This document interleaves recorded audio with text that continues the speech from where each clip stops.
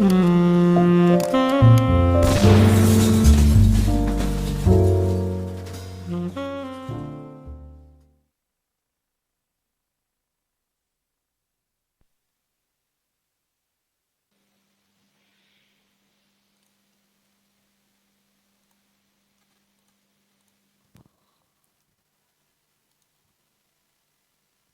pasal 14 ayat 1 sampai 9.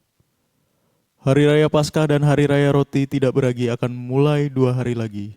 Imam-imam kepala dan ahli-ahli Taurat mencari jalan untuk menangkap dan membunuh Yesus dengan tipu muslihat.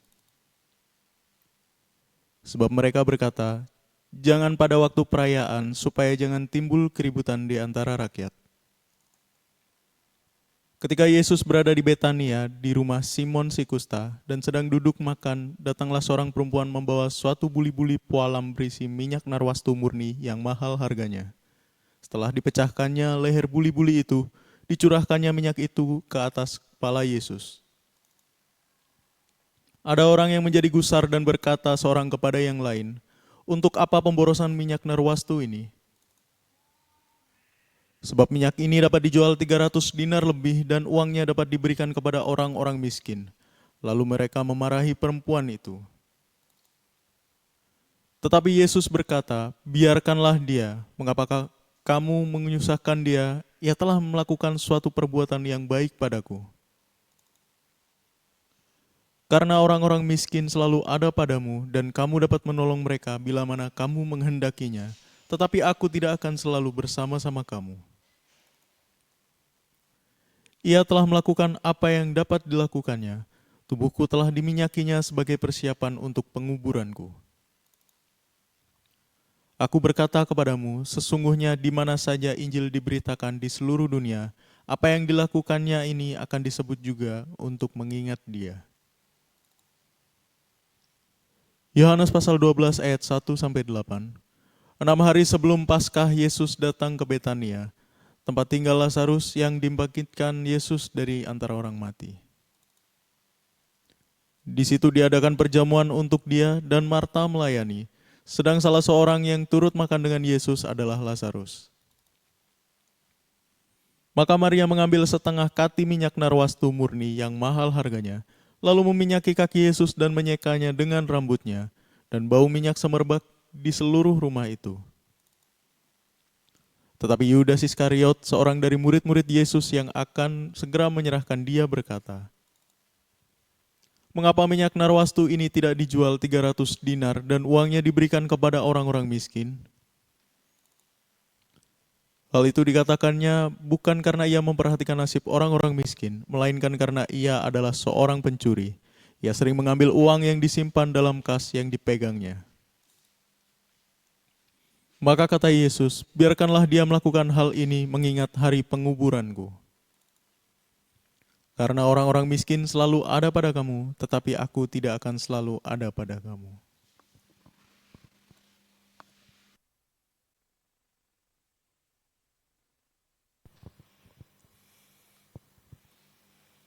Oke, shalom semuanya. Tuhan Yesus memberkati. Thank you ya, semua hadir. Yuk kita selesaikan pelajaran minggu ini. Kita sudah sampai part 5 dari kitab Markus dulu ya. Kitab Yohanes belum dibahas. Cuman kita sandingkan aja. Dimana dalam hidup diawali dengan kita belajar, persiapan-persiapan harus dilakukan. Dengan yang kita akhiri dengan pelajaran yang lalu, 5 gadis bijaksana, 5 gadis bodoh. Di mana bijaksana itu kita apresiasikan dengan membangun pengetahuan bagaimana harus punya minyak cadangan. Hidup harus belajar. Alkitab memerintahkan kita tambahkanlah pada imanmu pengetahuan. Baru selanjutnya ada. Sehingga kita penting ketika Alkitab mencatat, penting untuk kita melakukannya. Yaitu punya pengetahuan. Di mana pengetahuan itu akan mendampingi. Karena hidup itu tidak selalu harus dengan mujizat. Yesus tidak semuanya dengan mujizat, walaupun pelayanan penuh dengan mujizat. Itu saudaraku. Tapi Yesus tahu segala sesuatu. Sampai namanya ada koin di mulut ikan, di sebelah situ untuk membayar bait Allah. Yesus kehabisan uang. Tapi koin itu di mulut ikan. Yesus maha tahu. Tapi Yesus tidak mengadakan mujizat, uang itu diadakan dari tidak ada, lalu ada timbullah uang itu. Enggak. Yesus bukan pemain sulap. Yesus tidak pernah melakukan sihir. Yesus menjadikan segala-segalanya itu menjadi mungkin. Karena dia menciptakannya. Tetapi dia tidak dengan seenaknya, sewenang-wenang. Karena dia memiliki kuasa itu. Setelah kita punya pengetahuan firman Allah, kita pengenalan akan Allah, kita punya persiapan, kita punya yang namanya sistem, kita punya namanya perjalanan hidup, pengalaman, kita punya preparing, kita punya kemenangan, kita punya pekerjaan, kita punya pelayanan, kita udah berjalan di relnya Tuhan dan sebagainya. Bagian Tuhan mendatangi kita. Lah di sananya baru akan nyata. Yang kita lakukan ini benar enggak? Ada yang setengah benar. 5 gadis bijaksana, 5 gadis bodoh. Yang bijaksana ikut pestanya, yang bodoh tidak, ditinggal. Padahal sama-sama punya hati, punya keinginan, punya tujuan yang sama. Dijemput sebagai mempelai. Mempersiapkan diri yang sama, punya lentera yang sama, punya pelita yang sama. Tapi yang satu menambahkannya dengan minyak. Sehingga bukan hanya pengenalan Allah, bukan hanya kita melayani, tapi kita harus menggali selalu lebih dalam pengenalan akan firman Allah. Sehingga akan lebih nampak pribadi Allah. Kita bukan hanya sekadar melayani, tapi kita menambahkan kerajinan melayani. Supaya kerajaan Allah dapat memiliki buah yang banyak dari ranting pelayanan yang Tuhan percayakan kepada kita. Kalau bermain musik, main musiknya luar biasa. Hadirat Tuhan penuh dan skillnya itu diakui. Sebagai pemuji, punya improvisasi. Sebagai pengkhotbah, sebagai yang namanya kepala sekretariat. Walaupun disertai dengan karunia-karunia, talenta-talenta. Tapi kalau kita tidak asah menjadi tajam, bagaikan sebilah pedang atau sebilah pisau.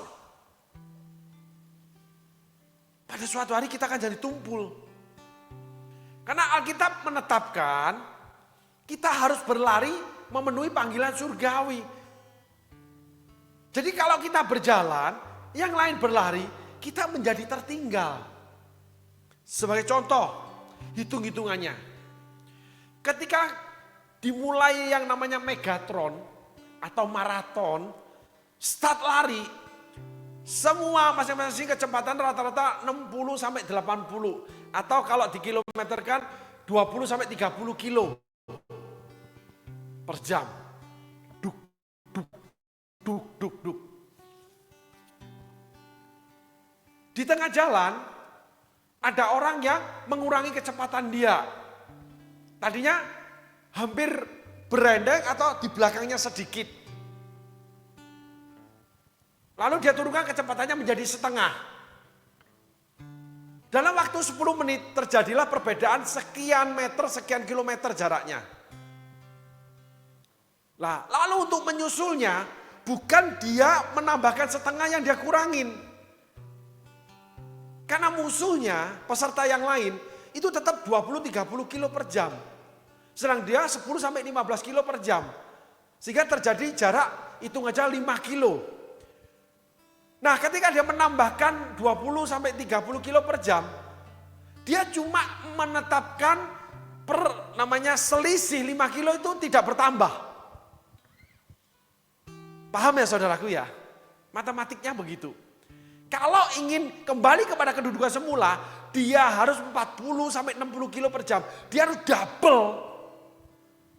Karena musuhnya tetap, maka dia doublekan, akhirnya dia menyusul kekalahan dia 5 kilo. Kalau untuk melewatinya, kita harus menambahkan kecepatan lebih setelah kita kembali ke posisi semula. Jauh lebih berat, saudaraku. Sehingga seringkali saya mengingatkan teman-teman, siapapun, kalau pergi main, kalau murtad, kalau lari dari rumah Tuhan, kalau lari dari pelayanan, jangan terlalu jauh. Karena untuk kembali, itu membutuhkan tenaga. Kamu keluar dari bait Allah, keluar dari panggilan Allah, kamu punya tenaga, punya bekal makanan, itu bisa mencapai 1000 kilo. Habis itu habis. Makanan rohanimu akan habis. Tenaga rohanimu akan habis. Minyakmu akan habis. Seperti ini gadis bodoh ini. Kamu lari sampai 500 kilo. Sisa setengah. Kamu balik, kamu udah masuk lagi. Tapi kalau kamu lari sampai 700 kilo, kamu balik cuma punya tenaga 300 kilo. Yang 400 kilo kamu tidak bisa selesaiin, kamu tidak bisa balik lagi. Karena kamu sudah terlalu jauh jaraknya. Sudah terlalu jauh dengan Tuhan. Sudah terlalu tidak memahami pelayanan. Sudah lama tidak pernah ibadah. Udah lama tidak bisa berdoa. Sedang yang lainnya lebih dalam dengan Tuhan. Dipakai di rumah Tuhan. Udah memiliki pengetahuan bermacam-macam. Udah dibawa keliling kemana-mana. Udah membongkar firman itu sangat dalam. Pengetahuannya sangat banyak dan sebagainya. Itulah yang namanya artinya Paulus menulis pertandingan. Itu yang pertama, saudaraku. Nah, yang kedua, Paulus menggambarkan petinju. Aku tidak petinju sembarangan. Seorang petinju profesional 15 ronde. Kalau yang amatir 5 ronde. Ceritanya begitu, saudaraku. Bukan ronde jahe ya. Ini saya suka ronde jahe soalnya, saudaraku. Saya kurang suka. Nah, 15 ronde. Seorang petinju melatih dirinya setiap hari berlari, angkat beban, lalu kakinya dilatih, tangannya pukul sansak. Sampai bisa mengikuti pertandingan sampai 15 ronde. Sehingga menjadi petinju profesional itu ada masa latihan, lalu ada masa pencapaian namanya kekuatan, lalu skill dalam pertandingan, khususnya kekuatan. Dari napas sampai otot kaki, otot tangan. Saudaraku coba berlari. Ketika saudaraku berlari, saudara berlari sendiri, saudaraku itu masih enteng. Tapi ketika saudara berlari sembari mengeluarkan tenaga, sebagai contoh, saudara berlari sembari membawa anjing. Bukan anjing kecil, anjing besar. Di mana dia satu titik dia berbelok, kita harus tahan.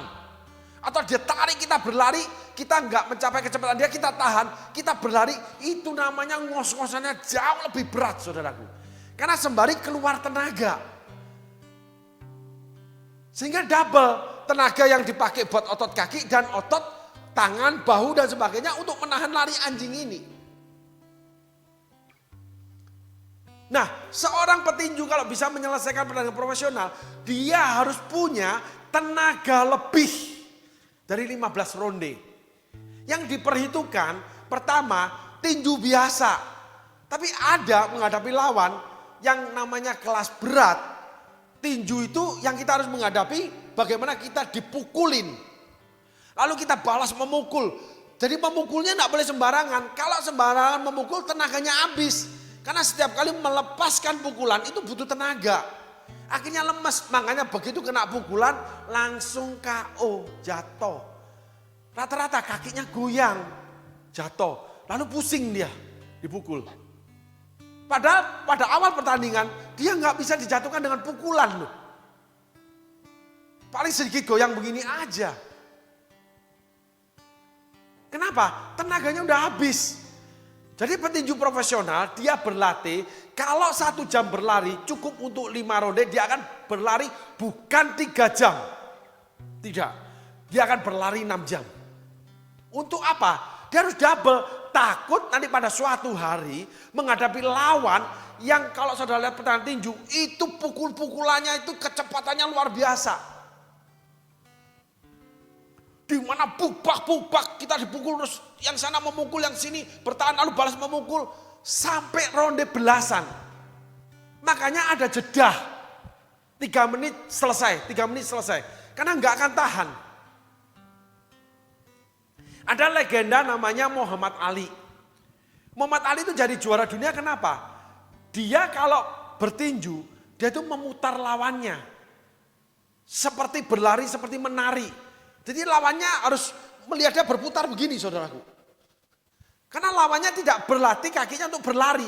Dia lincah. Dia utamakan kecepatan kaki bukan tangan. Tetapi ada petinju seperti Mike Tyson. Di mana kakinya nggak lincah, tapi orang sekali kena pukulan dia, ronde pertama bisa langsung KO. Pingsan. Karena dia utamakan otot tangan. Maka Paulus menulis, aku tidak meninju sembarangan.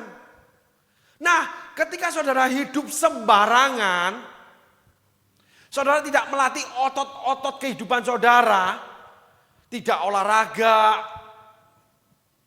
tidak mempertajam karunia dan talentanya, seenaknya sendiri, pelayanan seenaknya sendiri, saudara itu mengurangi kecepatan. Di mana peserta yang lain kecepatannya stabil.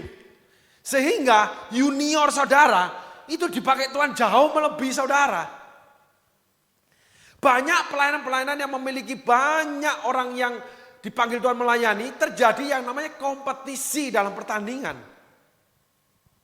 Itu harus dimengerti. Kenapa Paulus katakan itu pertandingan? Untuk berlari memenuhi panggilan surgawi, tidak melihat ke belakang. Lalu Paulus mengatakan, aku sudah mengakhiri pertandingan dengan baik dan benar. Aku melatih diriku, melatih tubuhku, supaya setelah memberitakan Injil, aku sendiri tidak ditolak. Dia melatih bagaimana dia berdoa, bagaimana dia berkhotbah, bagaimana dia menulis, bagaimana dia mempengaruhi orang, bagaimana dia punya pengalaman dari satu kota ke kota. Itu menambahkan pengetahuan dan kekuatan rohaninya. Sehingga panggilan pelayanan Tuhan itu bukan cuma sekedar melayani, duduk hahi hoho, cuma khotbah, cuma nyanyi, cuma main gitar selesai. Makanya banyak pelayan Tuhan yang dipanggil awalnya bagus dipakai gereja, masa tuanya susah. Loh, ini kan pemain drum yang 20 tahun yang lalu. Sampai hari ini setia main drum. Tapi ada namanya orang yang saya temui, awal pelayanan jadi worship leader, akhirnya menjadi gembala di gereja yang dibangun oleh senior pastor, lalu dia ditunjuk mengembangkan jemaat sampai 5.000 orang di Singapura, namanya Pastor Johanandoyo. Seorang worship leader, tukang nyanyinya gereja, tapi menjadi gembala yang berhasil mengembangkan pelayanan senior pastor ketika membuka cabang di Singapura. Senior pastornya Insinyur Niko, 5.000 orang yang berjemaat di sana. Yang lainnya, worship leader yang lain, ada yang sudah nggak melayani, ada yang tetap jadi worship leader, dari gereja sana gereja sini. Bahkan ada yang akhirnya saya tanya nih, saya ketemu seorang ketua kaum muda dari gereja besar, wah yang dipuji-puji luar biasa dipakai Tuhan. Ketika ketemu lagi, saya cuma tanya, gimana pelayananmu? Oh, saya sudah nggak melayani. Loh, kenapa? Ya nggak apa-apa sih, gitu. Loh, lalu ngapain? Saya tetap ke gereja, Om. Tapi saya duduk sebagai jemaat. Kaget saya. Berarti dia nggak mau berlari. Ayo melayani lagi, nggak mau dia. Kenapa? Merasa tidak mampu. Di dalamnya pasti ada minder. Karena dia pernah menjadi sang juara. Sehingga ada sebuah quote yang mengatakan, seorang pemenang bukanlah sang juara. Tapi orang yang dapat mempertahankan eksistensinya sampai garis finish, garis akhir hidupnya. Itulah Paulus. Aku sudah menyelesaikan pertandingan iman dengan baik dan benar. Dan kini tiba saatnya aku menerima mahkota. Jadi orang-orang itu kehilangan mahkota percuma dia melayani di awal. Yang Yesus katakan di di kitab Wahyu. Kasih mula-mula. Karena dia tertinggal jauh. Lebih baik jangan pernah menjadi orang kaya lalu jatuh miskin. Karena udah menikmati bagaimana jadi orang kaya yang dihormati. Lalu jadi orang miskin yang tidak dihormati. Sakitnya luar biasa. Kalau sudah terbiasa, tidak merasa sakit. Terbiasa ditolak, sudah biasa. Biasa dicandain, udah biasa, nggak akan tersinggung. Biasa disingkirkan, tidak akan marah. Tapi kalau biasa disanjung, dipuji, disingkirkan, sakit loh rasanya. Nangis itu. Tetapi banyak orang yang pernah dekat sama Tuhan tidak merasa sakit ketika tidak dekat sama Tuhan. Karena memang ikut pertandingannya asal ikut. Contoh Boston Marathon. Itu yang pertama start itu ribuan orang, yang mencapai finish cuma ratusan. Bahkan kalau semakin panjang cuma puluhan, tengah jalan banyak yang berhenti. Bukan berhenti pingsan karena nggak mampu. Berhenti nggak kuat karena nggak pernah berlatih. Cuman dimasukin berita dunia.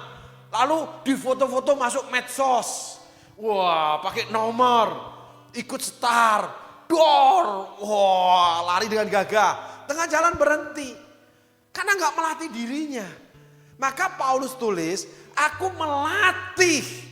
Supaya jangan setelah memberitakan Injil aku ditolak. Kita hubungan dengan pertandingan. Kita hubungan dengan gadis bodoh. Kita hubungan dengan Yudas. Yang melarang dua orang wanita kaya memberi persembahan kepada Yesus. Satu kepala Yesus, satu kaki Yesus. 1-2 hari sebelum Paskah, 1-6 hari sebelum Paskah. Dua-duanya di Betania. Satu di rumah Lazarus, satu di Simon Sikusta. Tapi pemerannya sama. Sehingga dimanapun saudara berada, peran saudara sama, kerusakan yang saudara timbulkan sama, perkara yang saudara terima itu sama. Dimanapun saudara berada, berarti yang sama itu diri saudara ini loh. Kalau saudara di tempat yang sama, di beberapa tempat yang sama, saudara tetap menghasilkan yang baik, disukai. Berarti saudara ini yang disukai. Di gereja di mana-mana, di gereja yang sama disukai. Di pekerjaan dimanapun ditempatkan perusahaan disukai. Di dalam diri saudara, saudara berpindah gereja, berpindah pelayanan, berpindah pastor, berpindah kota, berpindah manapun termasuk pekerjaan, saudara tetap tidak disukai. Karena permasalahan di saudara. Diri saudara ini yang tidak disukai. Kenapa? Karena saudara tidak bertinju dengan benar. Saudara tidak mengikuti pertandingan dengan benar. Saudara sudah menjadi pisau atau pedang yang tumpul. Karena nggak mau diasah atau mengasah diri. Diasah itu dimasukin proses Tuhan, dimunikan Tuhan, dibentuk, diajar, dikoreksi, ditegur, dituntun. Dalam segala hal, baik itu ketika benar, baik itu ketika salah, dikoreksi. Saudara bangkit, lalu saudara mengasah diri.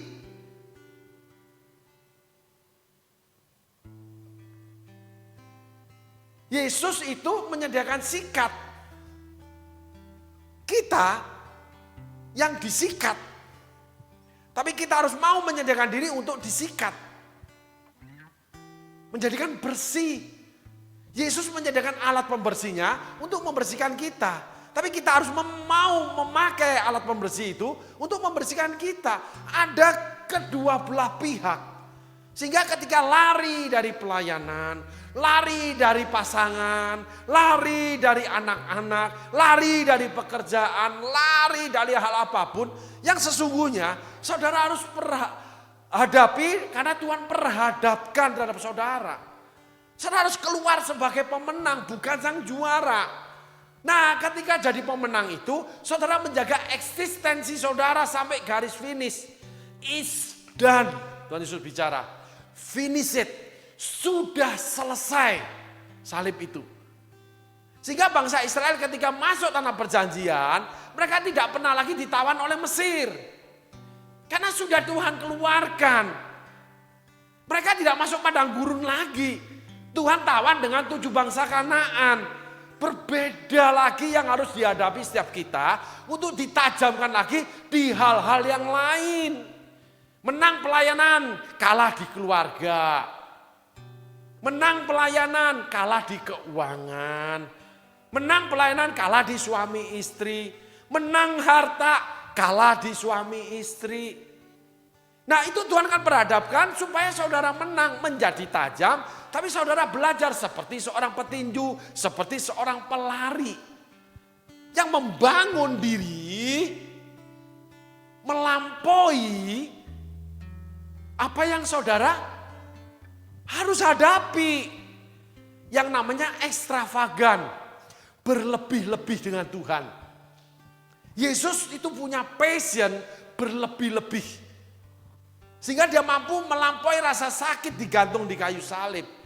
Dia melampaui ketakutan dia, menyelesaikan panggilan pelayanan dia. Bagaimana passion dia berlebih-lebih untuk menyelamatkan manusia. Itulah hatinya Allah. Nah ketika kita tidak punya passion seperti Yesus, tidak berlebih-lebih dengan keluarga, tidak berlebih-lebih dengan bekerja menghasilkan uang yang baik buat keluarga, tidak berlebih pelayanan menghasilkan jiwa-jiwa, kita tidak berlebih-lebih belajar khotbah, belajar main musik, lalu next level, terus dari kemuliaan menuju kemuliaan. Saudara cuma sekedar ikut. Seperti Yudas yang punya tujuan berbeda. Sehingga segala sesuatu larangan yang dikeluarkan artinya untuk memenuhi kebutuhan dia. Itu sangat berbahaya. Sehingga selalu namanya protes. Tanpa proses. Cuma omon-omon tanpa do something. Ketika temannya mengerjakan marah.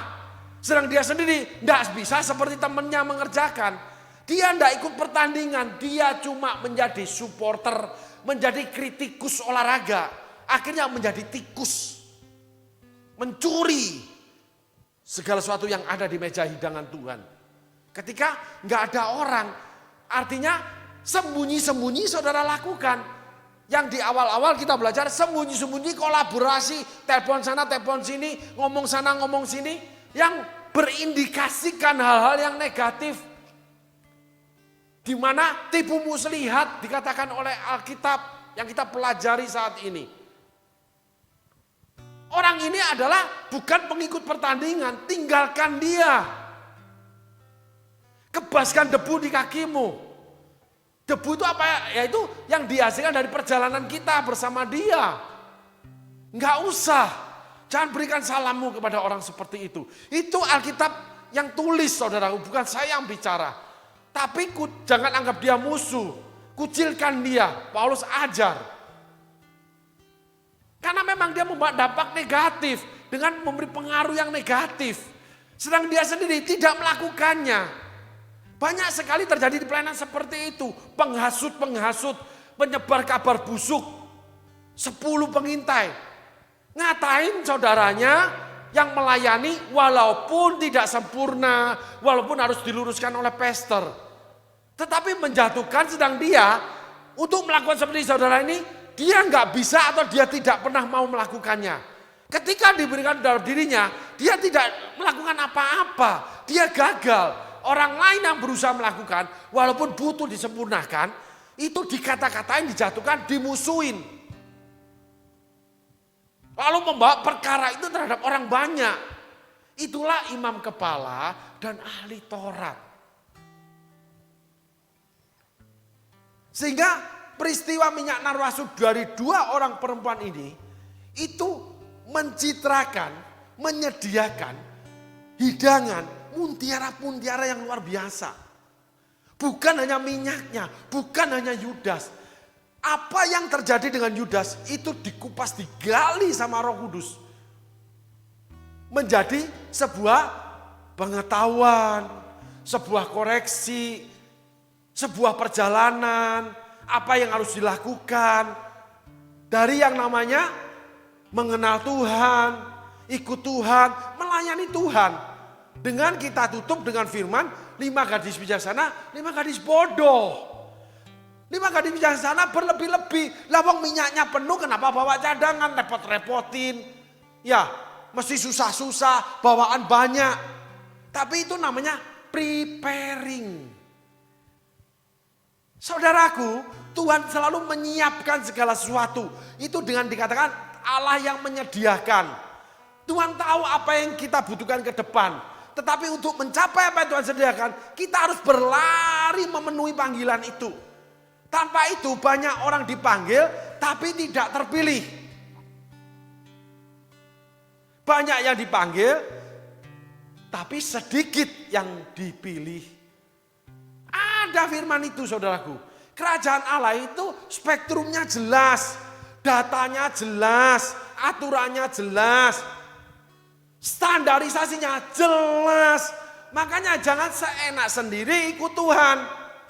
Asal pelayanan, asal ngomong, asal menjatuhkan. Semuanya serba asal. Sedang dirinya tidak melakukannya. Yang saat ini kita belajar tidak berlatih, tidak belajar, tidak menyediakan minyak, cadangan. Lalu kita belajar dari minyak narwastu. Orang melakukan hal yang baik kok nggak boleh. Ternyata yang ngomong ini yang jahat. Sehingga hati-hati ketika ngomongin saudara kita ini jahat loh dianggap Tuhan. Karena di dalamnya Tuhan tahu motivasimu apa. Karena Yudas suka mencuri uang kas. Jadi dikatakan orang miskin selalu ada padamu. Kenapa? Karena memang tugas. Loh saya tetap jadi gembala. Tapi tidak pernah lakukan sesuatu sebagai gembala. Saya full time gereja. Tapi melakukan segala sesuatu. Itu menimbulkan kesalahan dan kerusakan dalam pelayanan gereja. Menjadi kesusahan buat gereja. Apa artinya pelayanan? Apa artinya kehadiran Tuhan? Apa artinya Tuhan menyediakan? Ikut Tuhan, memberi sama Tuhan, tapi nggak bisa mengampuni pasangan. Hidup seenaknya sendiri. Menjauh dari Tuhan, menjauh dari pelayanan. Cuman membatasi Tuhan, udah gua kasih duit aja. Kalau itu Tuhan setuju, semua orang juga melakukannya. Gampang aja, firman Tuhan ya dan amin Pak. Gua tabur pasti gua tuai. Pasti saudara tuai. Tetapi hidup saudara, karena di dalam saudara ini bermasalah. Dengan hati saudara, tujuan saudara. Di situ apapun terjadi, motivasi ini akan mengeluarkan buah-buah yang jahat. Buah-buah yang busuk. Menjadi sombong, culas, iri hati, dengki, minder. Semuanya ada. Sehingga dia ini menjadi sesuatu yang membusukkan tanaman Allah. Tapi kelihatannya dia menyuburkan, tidak. Begini saudaraku pengertiannya. Ada pohon-pohon, ada tanaman itu yang tidak membutuhkan air banyak. Saya sangat belajar dari mini taman yang ada di rumah. Dulu setiap hari saya siram, itu pohon itu tanaman itu sulit bertumbuh saudaraku. Kerdil semua. Tapi secara tidak sengaja, tanaman itu setelah disiram, saya tidak siram lagi. Artinya begini, memasuki musim hujan, jadi tanaman itu kehujanan dari malam sampai pagi gitu saudaraku. Seharian kena panas, saya nggak mau siram. Dulu saya pasti siram, pokok pagi sore saya siram. Ternyata berjalannya bulan musim hujan ini yang kurang lebih 5-6 bulan, tanaman itu lebih subur saudaraku. Ya ini cuma cerita ya saudaraku, ada palem Bali yang jadi, palem merah yang jadi, ada tumbuhan daun berwarna yang rimbun, sehingga hampir seminggu sekali saya harus petikin karena terlalu rimbun. Dulu enggak saudaraku, susah berbulan-bulan enggak bertumbuh. Kenapa? Cara merawatnya yang salah. Gitu. Akhirnya saya memiliki pengetahuan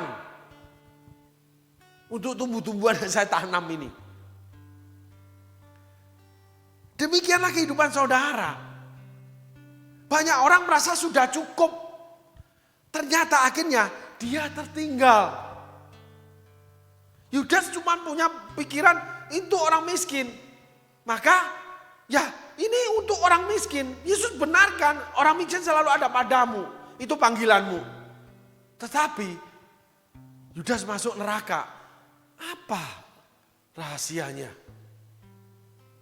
Mari kita tengok firman Allah. Ayat 5.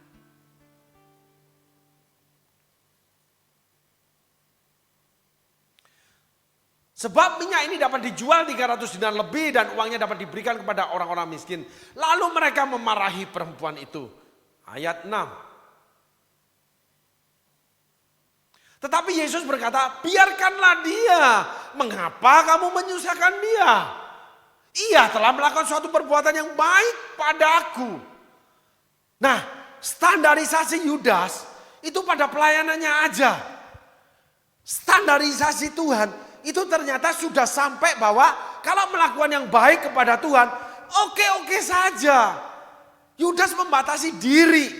Semuanya serba nilai uang.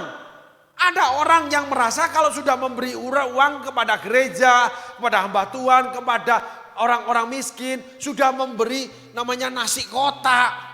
Itu udah beres. Ceritanya begini pengertian saya, saudaraku. Ya, walaupun tidak yang benar, nggak masalah. Tapi saya berpikir seperti ini. Orang itu miskin. Kita kasih nasi kotak, dia kenyang makan nasi kotak, enak, seneng. Tapi setelah itu dia kembali lapar. Kan lebih baik kasih dia yang namanya uang per bulan. Kasih dia pekerjaan. Anak yang sekolah, lapar, kita bayarkan uang sekolahnya, kita berikan uang makannya. Sehingga dia dapat bersekolah dengan baik, dengan perut kenyang. Kalau kamu bayar uang sekolah, perutnya tidak kenyang, dia juga nggak masuk sekolah karena dia sering jatuh sakit. Kata mama, masuk angin, saudaraku. Karena dia kurang gizi. Nah, di sini kita harus belajar. Mengasah pisau atau pedang nggak bisa satu sisi. Harus asah dua sisi.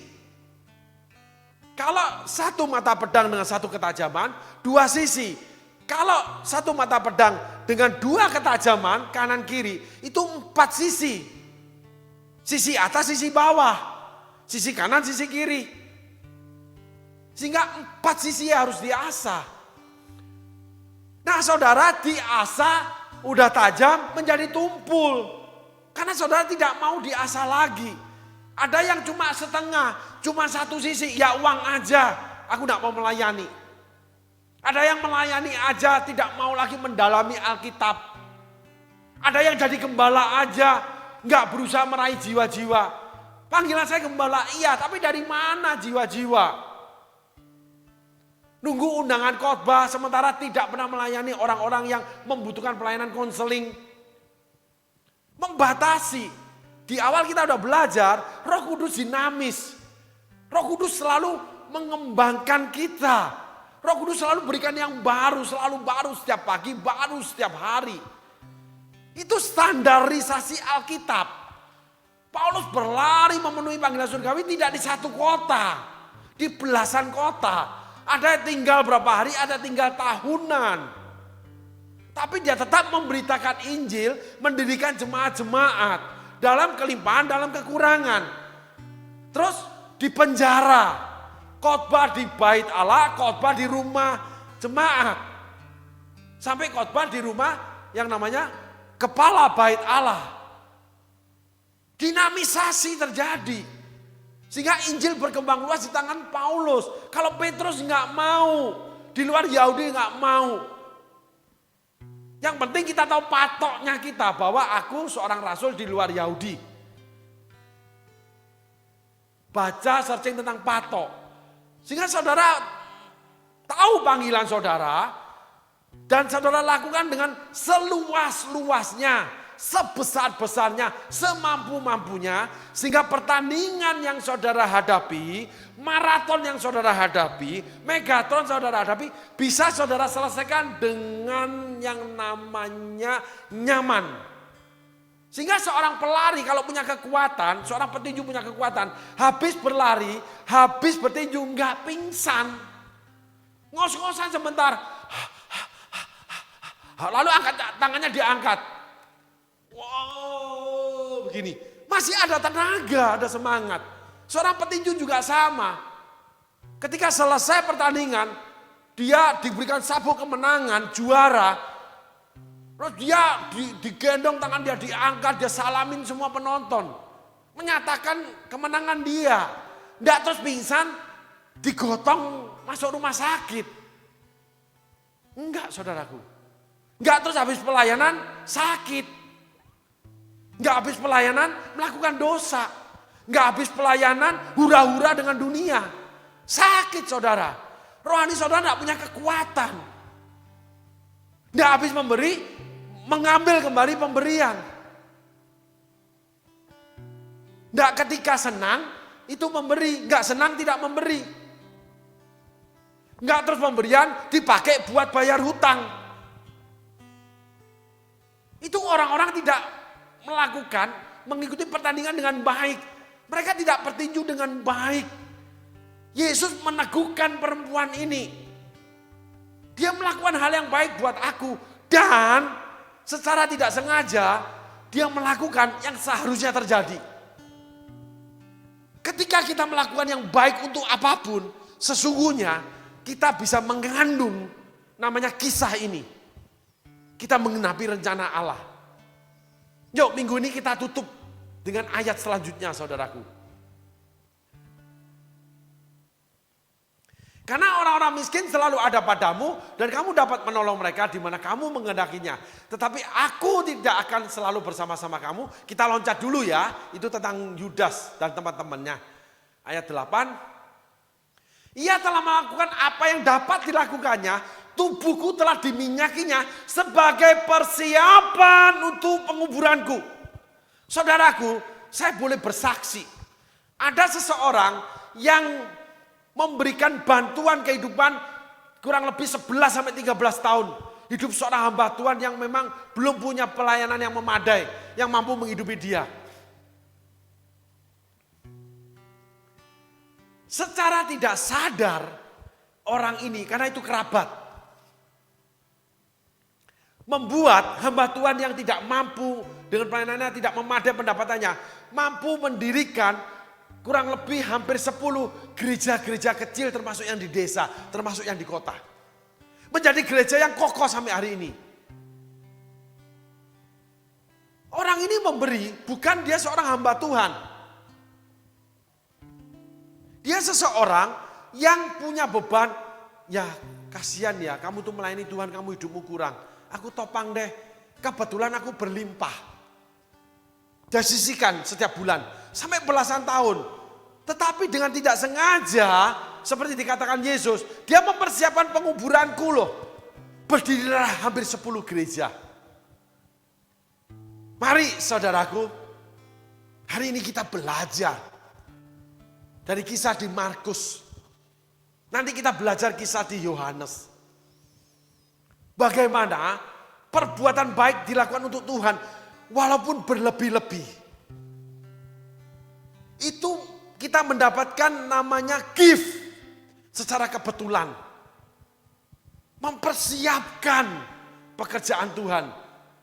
Yang Yesus katakan, mempersiapkan penguburanku dengan meminyaki aku. Bukan Petrus, bukan 12 murid, bukan Yohanes yang menyandang kepalanya murid dikasihnya. Seorang perempuan yang bukan murid dia, mempersiapkan penguburan dia, yaitu meminyaki dia. Yang diucapkan ribuan tahun yang lalu melalui nubuatan nabi-nabi tentang penguburan Mesias. Seorang wanita biasa, yang penting dia punya lebih, dia berikan kepada Tuhan. Menjadikan itu penggenapan kitab suci, menjadikan berdirinya hampir 10 gereja. Jadi kalau kita melakukan yang baik buat Tuhan, itu enggak ngawur. Walaupun kita tidak mengerti tujuannya Tuhan apa, tidak ngerti. Yang penting berbuat baik deh, yang penting nolong, yang penting memberi, yang penting memberikan persembahan, persepuluhan, diakonia, hagai atau apapun, pembangunan gereja. Lakukan saja. Secara tidak sengaja kita dipakai Tuhan. Perempuan ini orang biasa. Bahkan di Yohanes dikatakan nanti bahwa perbuatannya akan dikenang. Seturut dengan pemberitaan Injil.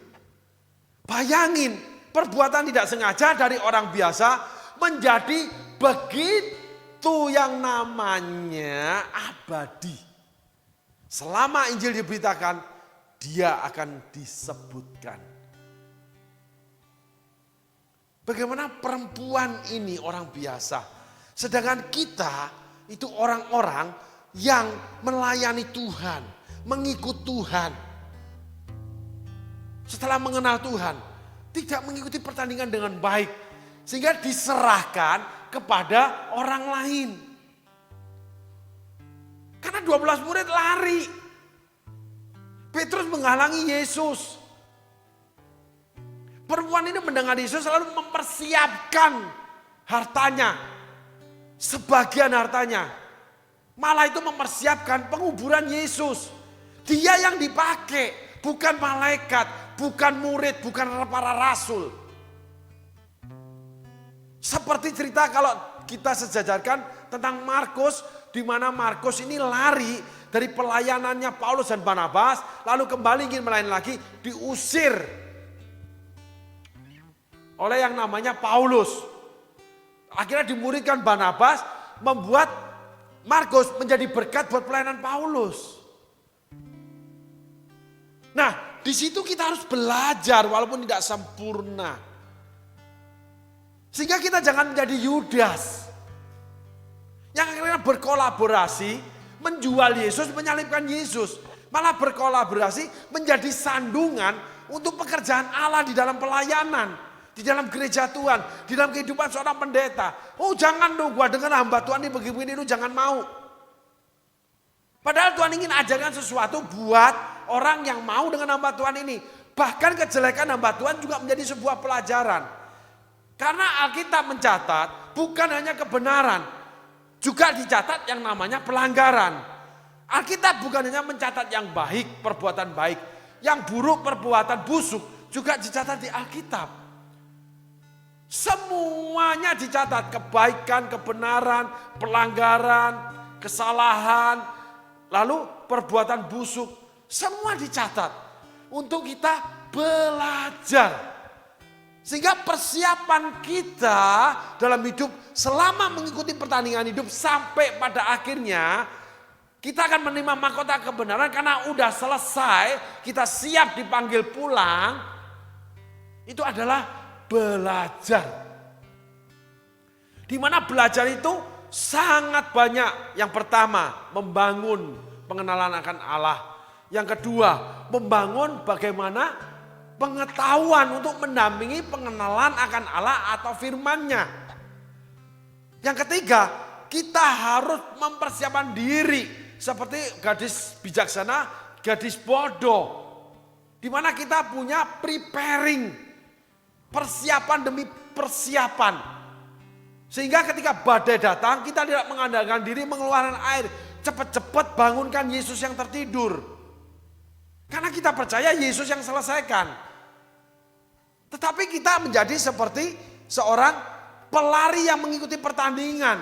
Berlari dalam kecepatan penuh. Tapi kita harus berlatih supaya menyelesaikan jarak pertandingan yang sudah ditetapkan oleh Tuhan. Jadi kita harus membangun diri ketika pemakaian Tuhan mendatangi kita, kita udah siap. Ketika masalah datang, kita udah siap. Sehingga pertama pentingnya preparing yang akan saya tutup dengan firman Allah yang namanya semut. Belajarlah dari semut. Tidak ada penguasa, tidak ada pemimpinnya. Tapi dia berjalan tertib disiplin. Mengumpulkan makanannya pada waktu musim panas. Hai pemalas. Dilanjutkan dengan itu. Ketika kemalasan mendatangi kamu, kemiskinan menyerbu kamu. Miskin rohani, miskin kehidupan, miskin keuangan, miskin kesehatan. Lalu butuh pertolongan terus. Jadi menyusahkan buat manusia yang lain.